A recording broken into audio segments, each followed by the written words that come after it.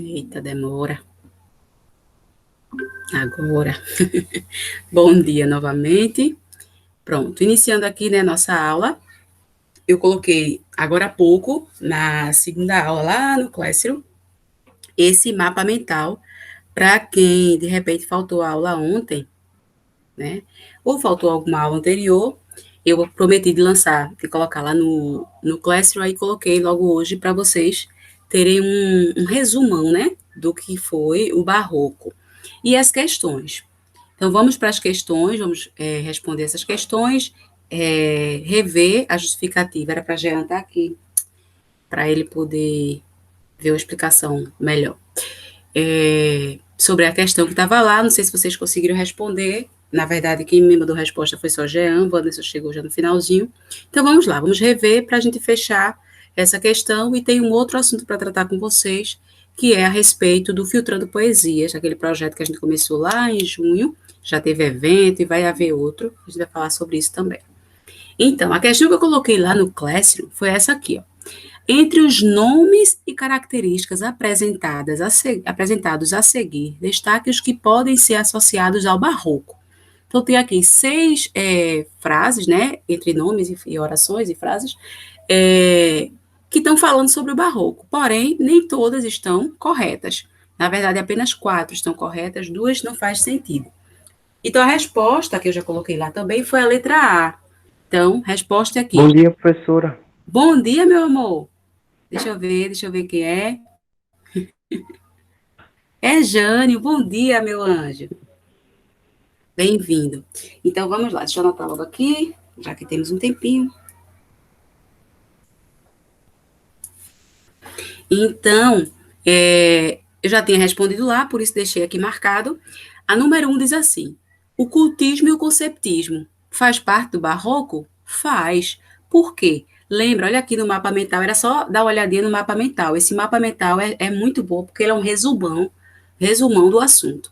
Aí, olha, cultismo e conceptismo, olha essas formas aqui, tá vendo? De acordo com a escrita, de acordo com o desenrolar da escrita barroca, como eu falei bastante para vocês, dentro da linguagem. Então, cultismo e conceptismo fazem sim parte do barroco. Oposição entre mundo material e mundo espiritual. Com certeza. Olha aqui, o conflito espiritual, bem e o mal, céu e inferno, dia e noite, humano e divino, faz parte, é característica primordial no barroco. Padre Antônio Vieira e Gregório de Matos, autores do barroco. Sim, são os principais. Falei bastante sobre eles ontem, na aula ao vivo. Então, ó, Padre Antônio Vieira, Gregório de Matos são nomes especiais, são nomes muito fortes dentro do barroco. Então, 1, 2 e 3, até agora ok. Aí no 4 diz assim: preocupação com a racionalidade. Preocupação com a racionalidade, com a ciência, com a razão? Não. O barroco, ele está preocupado no conflito, né? É o conflito do ser humano. Mas, Paula, se está preocupado com o conflito, então a razão está dentro disso aí, racionalidade está dentro disso aí. Está. Mas estar dentro não significa ser foco.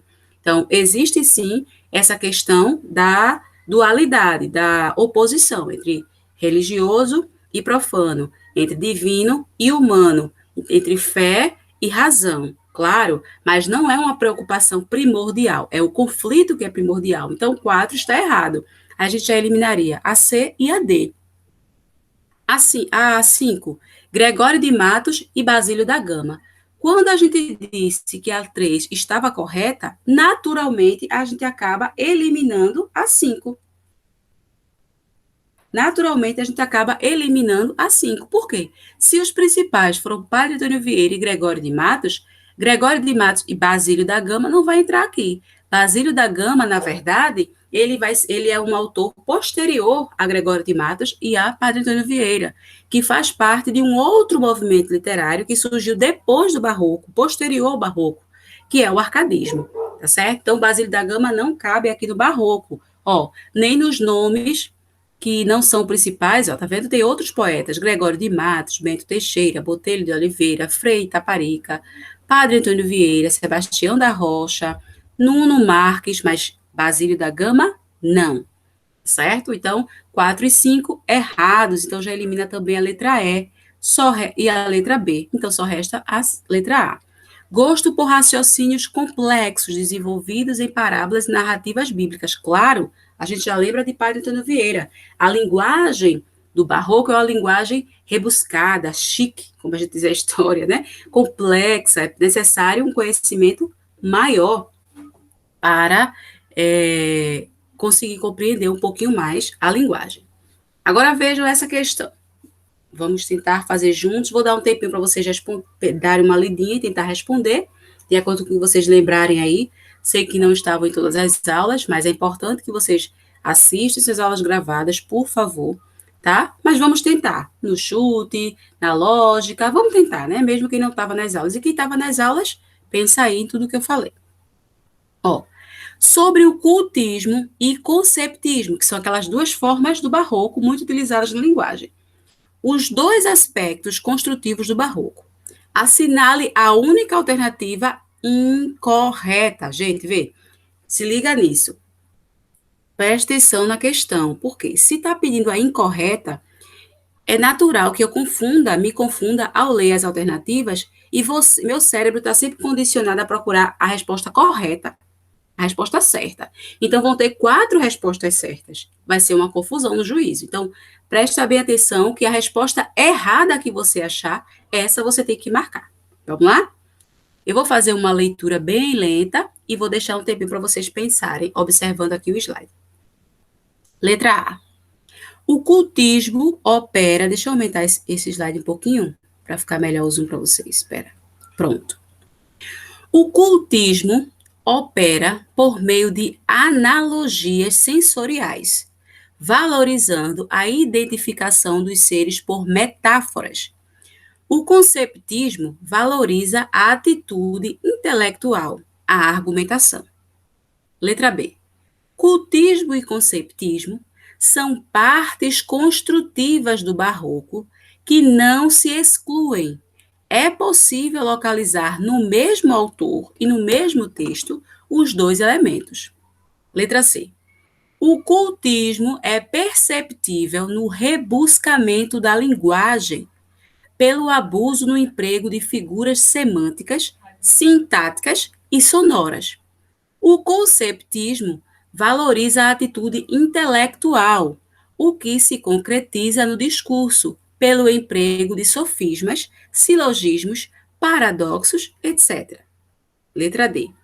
O cultismo na Espanha, Portugal e Brasil é também conhecido como gongorismo, e seu mais ardente defensor entre nós, ou seja, no Brasil, foi o padre Antônio Vieira, que, no Sermão da Sexagésima, propõe a primazia da palavra sobre a ideia. Os métodos cultistas mais seguidos por nossos poetas foram os de Gôngora e Marini, e o conceptismo de Quevedo foi o que maiores influências deixou em Gregório de Matos. Qual a resposta errada? Pensem aí um pouquinho e vão tentando me dizer. Pode dizer no chat, tem bronca não.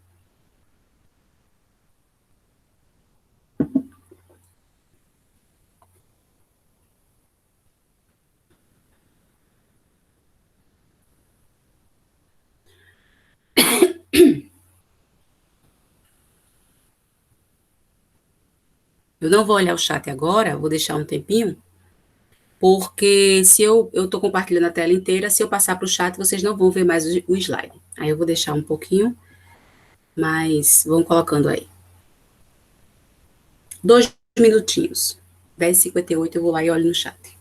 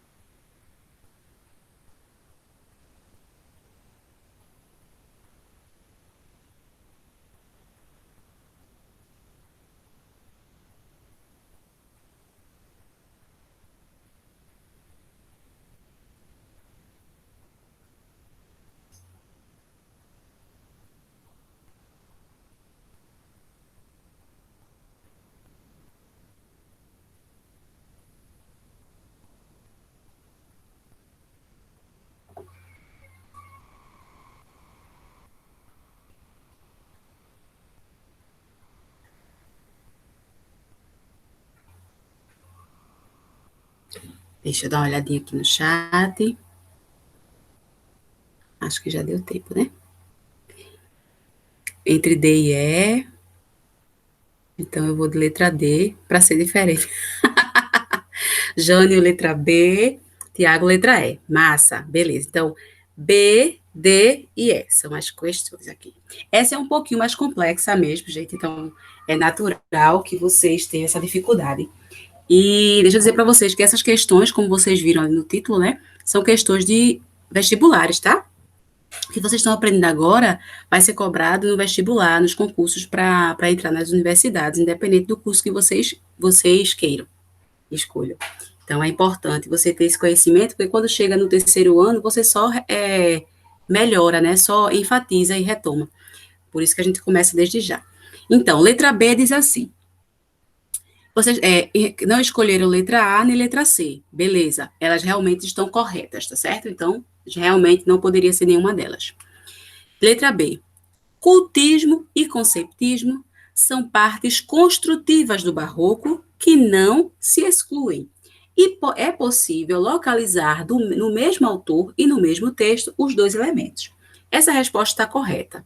Eu sei que às vezes traz essa questão assim de como é que pode, né, no mesmo autor ter os dois. É possível sim, tá? Apesar de que, e aí eu já vou dar uma dica para vocês saberem se a D e a E são as erradas mesmo.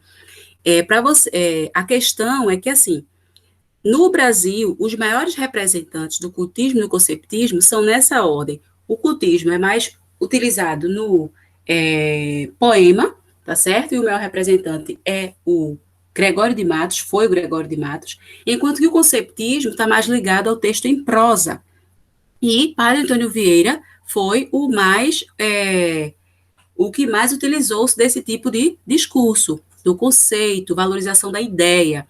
Mas, mesmo assim, é possível, sim, encontrar o conceptismo em algum texto de Gregório, e é possível, sim, encontrar o conceptismo em algum texto de Padre Antônio Vieira, no texto em prosa. Eles não se excluem, são situações, são questões diferentes. O jogo de palavras, que é o cultismo, contrário, ideias contrárias, e o jogo de ideias, que é o conceptismo. Tá certo? Então, letra B estaria correta. A outra dúvida foi, a outra resposta solicitada foi a letra D, que, por mero acaso, Wanderson acertou, só para ser diferente. O cultismo na Espanha, Portugal e Brasil é também conhecido como gongorismo e seu mais como gongorismo. Isso é verdade. E seu mais ardente defensor entre nós foi o padre Antônio Vieira. É aí que está o problema, né? O padre Antônio Vieira, ele não foi o maior defensor do cultismo, e sim do conceptismo, porque ele trabalhava o jogo de ideias. Claro, existia cultismo, existe cultismo, jogo de palavras contrárias no texto de Padre Antônio Vieira, existe sim, mas a maior defesa dele era a questão do conteúdo, né, do contexto, e não da forma apenas. Então, a resposta errada, a resposta que tem que ser marcada é a letra D de dado. Vou dizer por que a letra apesar de que, assim, tudo que está escrito está correto, a gente já consegue saber, mas só para confirmar que a letra E não pode ser a letra E. Por quê? A letra E está correta. Os métodos cultistas mais seguidos por nossos poetas foram, de fato, Gôngora e Marine, que são cultistas, né? Como é que eu posso dizer, meu Deus? Esqueci a palavra exata. Precursores. São as pessoas que iniciaram essa ideia, essa forma, né, de valorização do formato, do jogo de ideias lá na Europa, tá certo? E do conceptismo foi Quevedo, não é o padre Quevedo que muitos veem nos programas aí de televisão, ouviam, sei lá, não sei se vocês chegaram a ver, tinha um padre que era bem engraçado, era bem doidão assim, era o padre Quevedo, não é esse, tá? É o Quevedo lá do século XVI. Então, que também trouxe essa questão do conceptismo, certo? E foi o que maiores influências deixou em Gregório de Matos, certo? Então, esse pessoal do cultismo deixou uma influência bastante em Gregório de Matos. Apesar de que essa expressão aqui, ó, foi o que maiores influências deixou, a impressão que a gente dá é que quem deixou essas influências foi Quevedo no conceptismo. Aí eu ficaria até eu questionaria essa questão. Talvez ela pudesse ser posta como errada também, mas no gabarito não tá. Mas eu não concordo, porque quando você usa na gramática assim, ó, foi o que maiores influências deixou. Então, quem deixou maiores influências? Quevedo. E Quevedo foi o quê? Conceptismo. Gregório, conceptismo, tá errado. Então, vamos marcar aqui, né? Uma observação para a letra E também. Tá bom? Então, letra D e letra E seriam as respostas erradas aqui. Claro que no gabarito não teria um só, teria apenas uma, foi a letra D, mas eu, se eu tivesse fazendo essa prova, eu questionaria essa letra E, com toda certeza, entraria na justiça para, né, ser aprovada. Vai que essa questão fosse a que me deixasse fora da faculdade, né? Então, espero que vocês tenham compreendido, né, a resposta. Agora, olha essa, bem fácil, bem simples, bem rápida. Com referência ao barroco, todas as alternativas são corretas, exceto, olha de novo, ó, a resposta errada é a que eu quero. Tem 4 certas, eu quero a errada. Beleza? Da mesma forma, vou fazer uma leitura rápida, tá? E vou deixar vocês pensando uns 2 minutinhos. Acho que essa aqui, 1 minuto e meio, já dá para dar a resposta, né? Então vamos lá. Para a gente que é a resposta errada. Letra A diz assim: o barroco estabelece contradições entre espírito e carne, alma e corpo, morte e vida. Letra B. O homem centra, ou seja, foca, centraliza suas preocupações em seu próprio ser, tendo em vista seu aprimoramento com base na cultura greco-romana. Letra C. O barroco apresenta como característica marcante o espírito de tensão, conflito entre tendências opostas. De um lado, o teocentrismo medieval, de outro, o antropocentrismo renascentista. Letra D. A arte barroca é vinculada à contrarreforma. E letra E, o barroco caracteriza-se pela sintaxe obscura, uso de hipérbole e de metáforas. Tá certo? Eu vou passar rapidinho antes de vocês pensarem. Vou só desligar aqui meu microfone e já volto para a tela para vocês pensarem 2 minutinhos.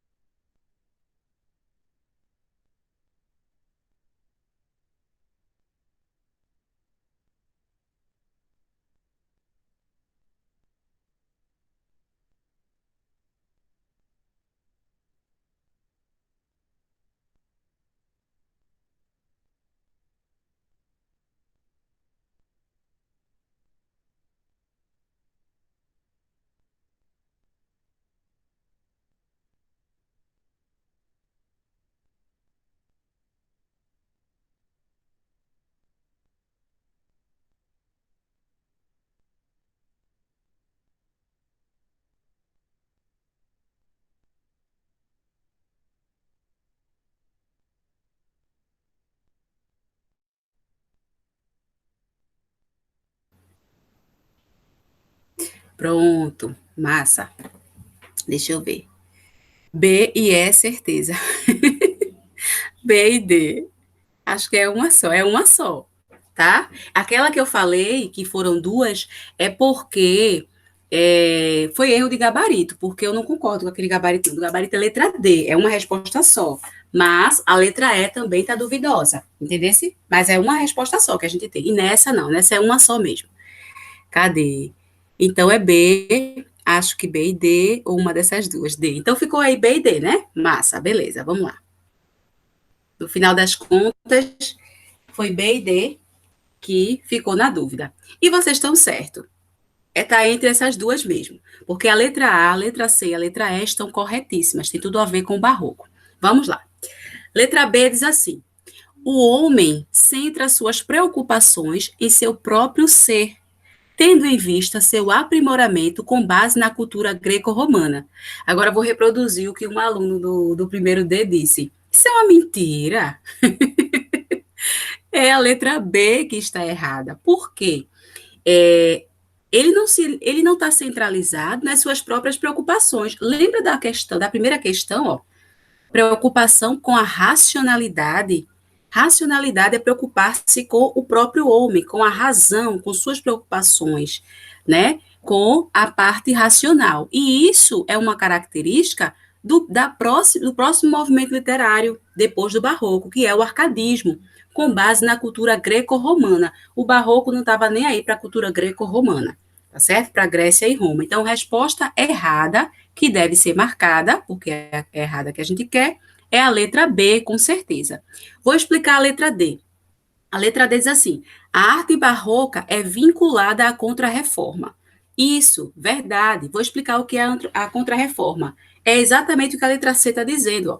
Ele apresenta a característica marcante, espírito de tensão entre conflitos de tendências. Lembra que eu falei em alguma das aulas, para quem assistiu, para quem viu a aula gravada, é, antes da gente chegar no barroco, nós tínhamos na Europa o teocentrismo medieval, ou seja, Deus no centro de tudo, que não era Deus necessariamente, mas a igreja mandando na vida dos outros, de todo mundo, assim, de forma bem forte, né? Inclusive no nascimento dos filhos, nas questões econômicas da família, tudo, mandando em tudo, tá? E, por outro lado, que depois desse processo de teocentrismo do medieval, da Idade Medieval, Idade das Trevas, surgiu a ciência. E o homem passou a ficar no centro, que foi o antropocentrismo, renascimento, idade das luzes. Então, nós tínhamos a saída de Deus no centro de tudo, da igreja mandando, e depois tínhamos a ciência mandando em tudo, o homem no centro. Ficou dois extremos. Depois desse processo, começou o equilíbrio, a balança começou, né, a balançar. Então, as próximas gerações, depois desses dois momentos, começaram a ter conflitos. Um desses conflitos é a contrarreforma. O que foi a contrarreforma? É a igreja questionando a própria igreja. Lembra de Martinho Lutero? Para quem é evangélico, para quem já ouviu falar também, dentro da história também vocês aprendem. Martinho Lutero foi uma das pessoas que faziam parte do grupo principal da igreja, da única movimento, e que saiu e fez a tradução da Bíblia com outra mentalidade e criou outras questões religiosas que hoje a gente chama de evangélico, né? Que é o pentecostalismo, tá bom? Então, a Contra-Reforma foi isso, foram os questionamentos, né? E esse era o período barroco mesmo. Esse questionamento, agora, ao invés de ter só igreja, o só razão, né, só fé e só ciência, só fé e só razão, agora tinha os dois sendo conflitados dentro do próprio homem, havia o conflito. Então, letra D está correta, a Contra-Reforma foi isso, esse processo, né, em relação à reforma da igreja, depois teve uma Contra-Reforma, foi a resposta da Igreja Católica, de novo, a Martinho Lutero, e o aparecimento de outras vertentes religiosas. Então, essas mudanças todas faziam parte do barroco, esses conflitos, tá bom? Então, a resposta errada, a mentira aqui, é a letra B, com certeza. Meninas, vejam só, percebem que quando vocês têm um conhecimento melhor, vocês conseguem analisar, mesmo que vocês não tenham conseguido, talvez, tipo assim, eu estou entre duas, mas percebe que vocês conseguem avaliar alternativa por alternativa, isso é símbolo de conhecimento. Então, quanto mais você conhece, quanto mais você presta atenção nas aulas, quanto mais você vai conhecendo, mais fácil fica a questão, porque você consegue captar detalhes, né? Em nenhum momento eu percebi vocês assim, dizendo assim, ah, não sei nenhuma não, mas vocês trouxeram dúvidas, mas dúvidas pertinentes, não é dúvida em todas as questões. Eram dúvidas que, de fato, vocês avaliaram. Isso é muito bom, certo? Estou muito feliz com isso. Então, vejam isso, sempre revejam, todas as aulas façam isso, porque essas questões são questões vestibulares. Ou seja, vocês estão no caminho certo. Imagina no terceiro ano, você passando por todo esse processo de conhecimento, quando você chega lá para o vestibular, você já está, anos-luz andado, então você já vai estar com essa mentalidade bem aprimorada. Então, você só vai focar nos detalhes. Perfeito, parabéns. Antes de encerrarmos, ainda temos aqui um pouquinho mais de 15 minutos. Aí, justamente, o barroco a gente encerra. Fiz essas questões, mas qualquer dúvida que surgir posteriormente, que vocês estejam lendo sobre o assunto, podem me perguntar em aula de outro assunto, zero bronca, e a gente responde. Mas deixa eu falar para vocês sobre a questão do projeto Filtrando Poesias, que a gente já vem falando sobre esse projeto desde junho. E já tivemos momentos de conversa, vocês já pesquisaram os poemas, aliás, a biografia, pelo menos eu passei a atividade lá na parte de atividade, uma boa parte fez, né, lançou lá a resposta, anotou no caderno os poemas que eu solicitei lá no comecinho, então quem não fez, corre atrás, tá bom? E já tivemos o evento sobre Clarice, que é outra centenária deste ano, seria outra pessoa da literatura, que completaria 100 anos, homenageada. E agora chegou a vez de João Cabral de Melo Neto. Vai haver um evento, todo esse processo que eu citei para vocês, escolha dos poemas, leitura dos poemas, biografia dos autores que eu solicitei, participação no evento sobre Clarice, conversas e exposições na aula sobre essas questões. Aí agora, retomada de João Cabral de Melo Neto, pesquisa da biografia dele, que eu passei faz umas semanas, conhecimento dos poemas dele, participação desse evento que haverá.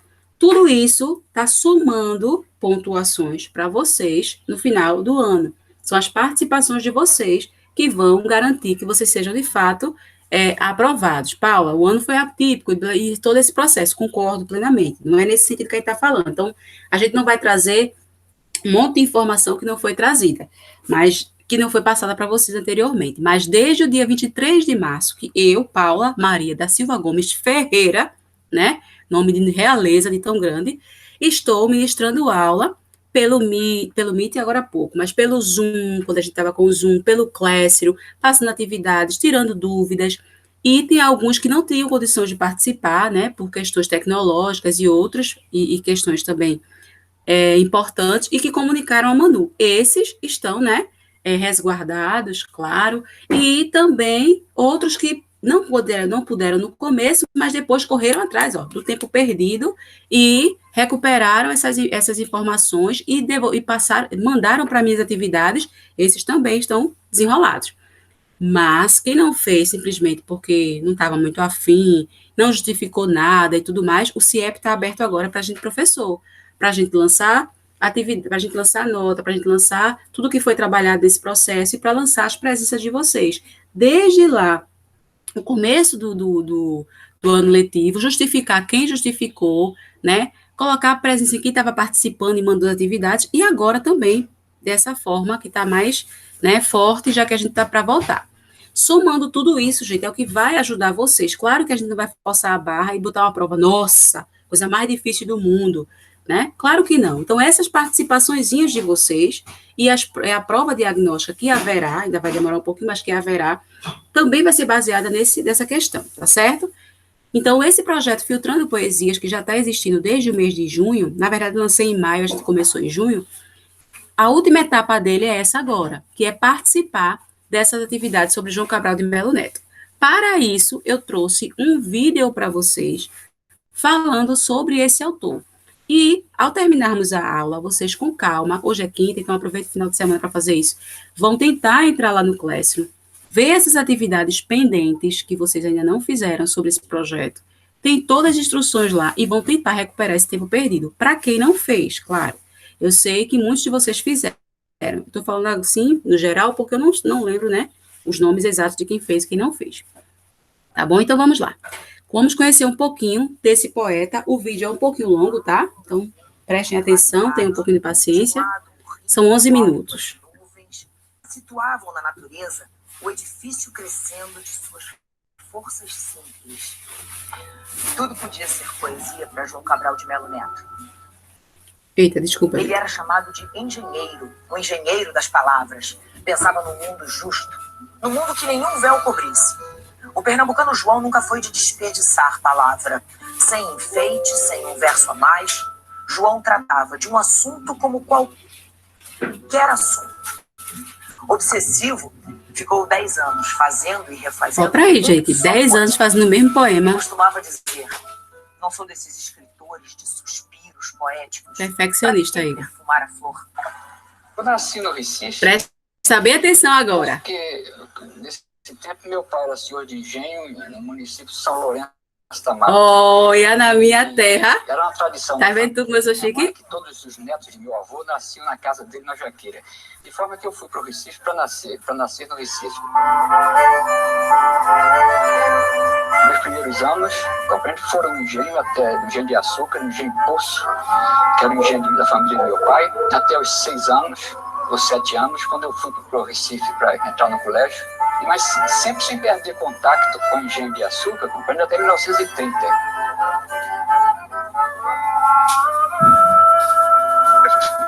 Ler a poesia do João e assim, visse um pouco daquele sol, daquela luz intensíssima, né? Uma luz faca, né? Cortante, né? Do Nordeste, do Agreste, né? São marcas de infância que, como em todo poeta, né? Acabam, ainda que de uma forma meio submersa, criando o chão, né? Da obra que ele construiu. Eu gostava muito de ler, mas literatura para mim era aquela antologia que o padre me obrigava a ler no colégio, compreende?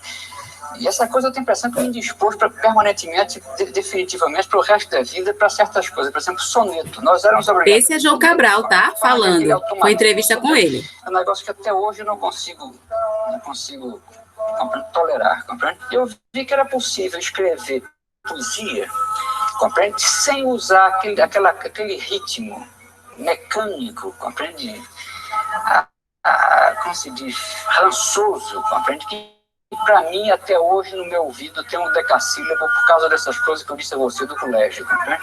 De forma que eu vi que era possível escrever uma poesia, compreende? Áspera, uma poesia com uma textura áspera, compreende? Uma poesia que fosse difícil de ser lida em voz alta. Por que a gente tem essa impressão de que a poesia é uma espécie de música popular sem música? Eu sou contra isso. Entende? Quer dizer, eu acho que a poesia não é uma coisa para ser lida com distração, com o pé nas costas. Porque nem a poesia lida uma vez, ela não é lida. Ela é mal lida. Realmente a gente fala de poesia, tá vendo, gente? A luz, o sol, o ar livre envolvem o sonho do engenheiro. O engenheiro sonha coisas claras, superfícies, tênis, um copo de água. O lápis, o esquadro, o papel, o desenho, o projeto, o número. O Engenheiro é um livro-chave na obra do Cabral, porque representa aquela guinada para o estilo cabralino que vai se impor soberano a partir daí, com o primado dessa montagem objetiva da cena, do distanciamento lírico, do mundo da pedra, do mundo solar, né? Eu gostaria de fazer uma poesia, compreende, que não fosse um carro deslizando em cima de um pavimento de asfalto, aquela coisa lisa. Eu gostaria de fazer uma poesia em que o leitor, no caso o leitor é o carro, né, ele passasse em cima de uma rua muito mal calçada, compreende, que o carro fosse saculejado a todo momento, compreende? Quer dizer, uma poesia em que o sujeito vai passar de uma palavra para outra, tivesse que pensar, uma poesia que eu pusesse a cada palavra um obstáculo ao leitor.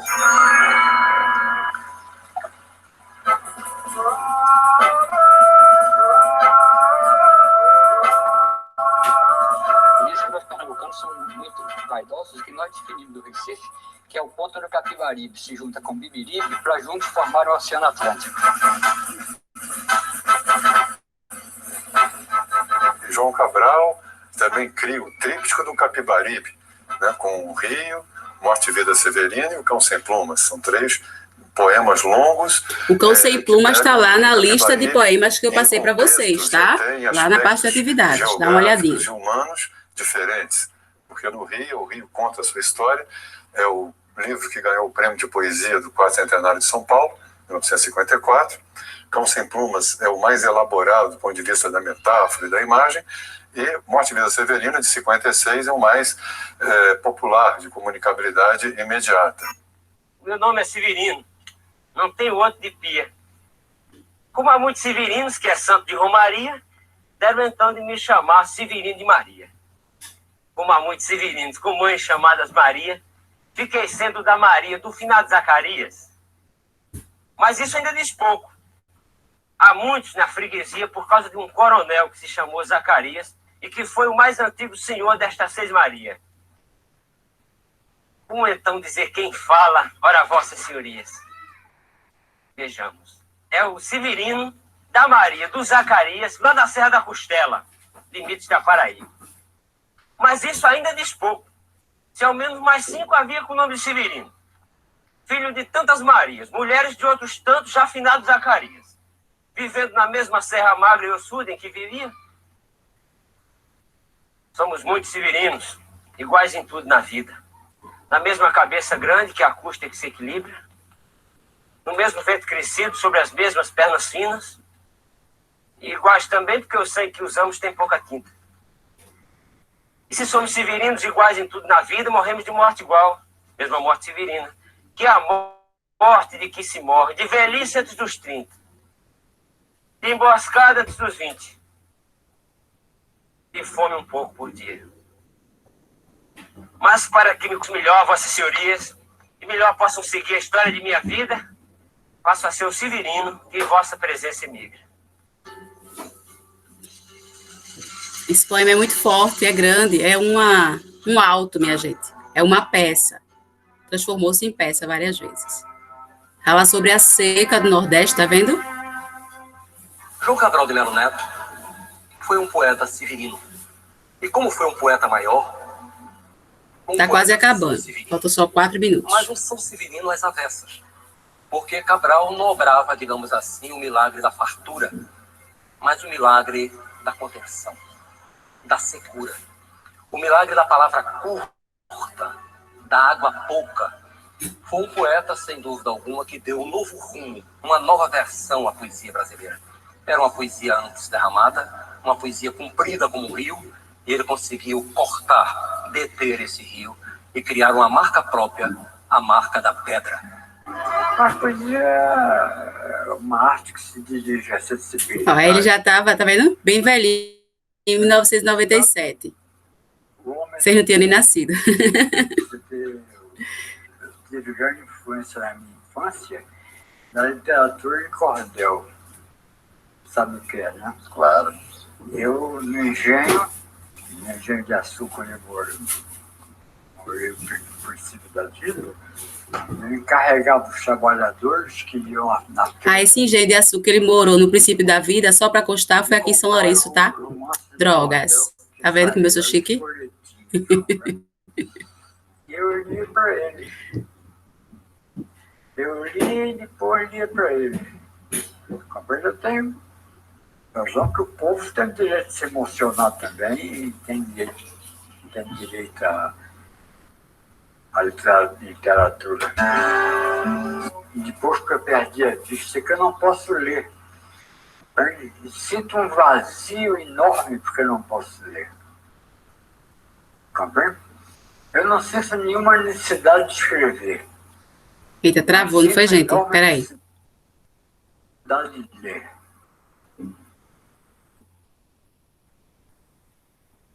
Só um minutinho, travou um pouquinho. E como eu não sou auditivo, não adianta Alguém lê para mim. O que o senhor acha que é de maior valor Acho que agora na voltou. obra dele?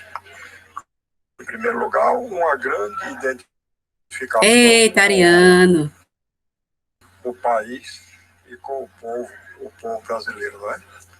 É um poeta que na primeira fase como escritor, ele tinha uma poesia mais ligada, digamos, ao movimento surrealista.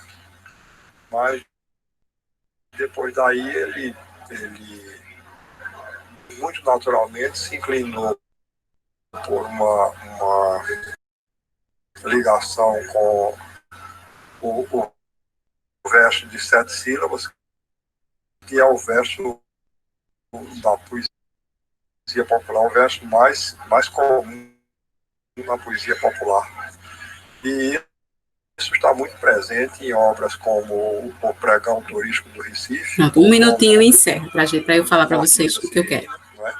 Onde a presença do romanceiro é muito visível. É de bom tamanho, nem largo, nem fundo, é a parte que te cabe deste latifúndio. Esse é do mesmo poema Morte e Vida Severina, daquele que a gente viu no começo. Não é cova grande, é cova medida, é a terra que querias ter dividida. É a terra que querias ter dividida. É uma cova grande pra teu pouco de fundo, mas darás mais ancho que estavas no mundo. Mas darás mais ancho que estavas no mundo. Não se conhece nenhum poeta que tenha as características da poesia que todo mundo reconhece. E da acessibilidade. Isso é Ferreira Goulart, também poeta daqui de Pernambuco, viu, gente? Tem muita gente importante na literatura aqui em Pernambuco. Importante, quer dizer, que alguns poemas dele, como Morte e Vida Serena, que ele dizia não gostar, porque isso também é em função de... Então ele achava que era um poema feito com alguma concessão do ponto de vista, mas não é verdade, a literatura portuguesa. Assim. Pronto, que ele é muito diferente, né, da maioria dos autores.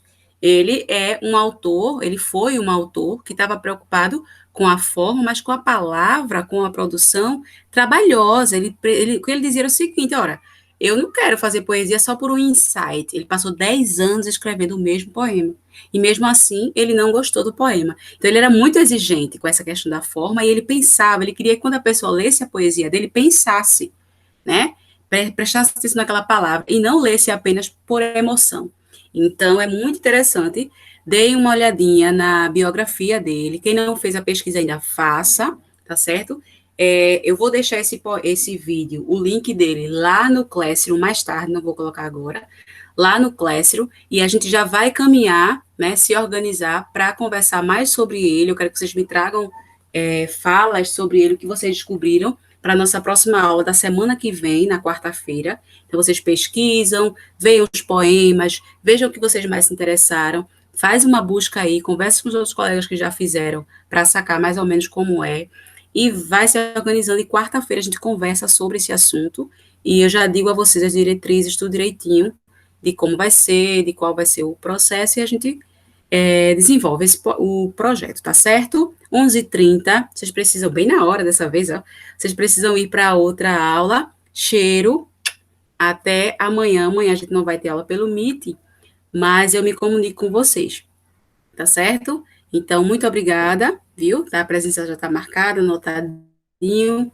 Parabéns pelas respostas, pela predisposição na aula, e tchauzinho, vão lá para outra aula. Cheiro. Bom dia para vocês.